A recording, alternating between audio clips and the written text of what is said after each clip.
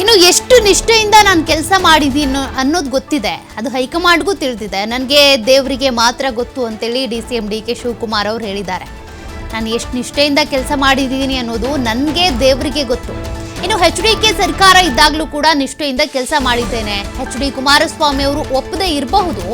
ಕುಮಾರಸ್ವಾಮಿ ಅವರಿಗೂ ಲಾಯಲ್ ಆಗಿ ಇದ್ದೆ. ನಾನು ಸರ್ಕಾರ ಉಳಿಸಬೇಕು ಅಂತ ನಿಷ್ಠೆಯಿಂದ ಕೆಲಸ ಮಾಡಿದ್ದೇನೆ. ಇದು ಅವರ ತಂದೆಯವರಿಗೂ ಗೊತ್ತಿದೆ. ಈಗ ಅವರು ಏನ್ ಬೇಕಾದರೂ ಮಾತನಾಡ್ಕೊಳ್ಳಿ, ಅದಕ್ಕೆ ನಾನು ಬೇಸರ ಆಗೋದಿಲ್ಲ.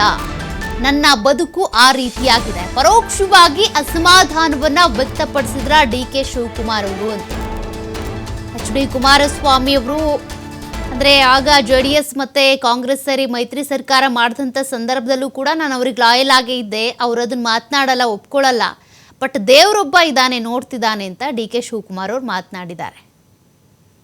ನಾನು ಲಾಯಲ್ ಆಗಿ ಇದ್ಕೊಂಡು ಕೊನೆಯ ದಿನದವರೆಗೂ ಆ ಸರ್ಕಾರ ಉಳಿಸ್ಬೇಕು ಅಂತ ನಾನು ಎಷ್ಟು ಪ್ರಯತ್ನ ಮಾಡಿದ್ದೀನಿ ಅಂತ ಅವ್ರ ತಂದೆಗೂ ಗೊತ್ತಿದೆ.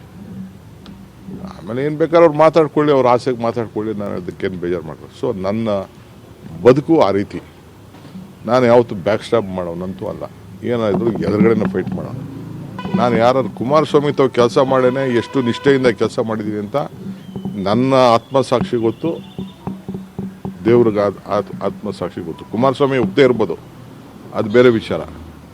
ಬಟ್ ಆ ಕುಮಾರಸ್ವಾಮಿಗೂ ನಾನು ಲಾಯಲ್ ಆಗಿ ಇದ್ಕೊಂಡು ಕೊನೆಯ ದಿನದವರೆಗೂ ಆ ಸರ್ಕಾರ ಉಳಿಸ್ಬೇಕು ಅಂತ ನಾನು ಎಷ್ಟು ಪ್ರಯತ್ನ ಮಾಡಿದ್ದೀನಿ ಅಂತ ಅವ್ರ ತಂದೆಗೂ ಗೊತ್ತಿದೆ.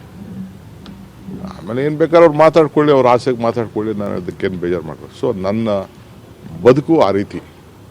ನಾನು ಯಾವತ್ತೂ ಬ್ಯಾಕ್ ಸ್ಟಾಪ್ ಮಾಡೋನಂತೂ ಅಲ್ಲ.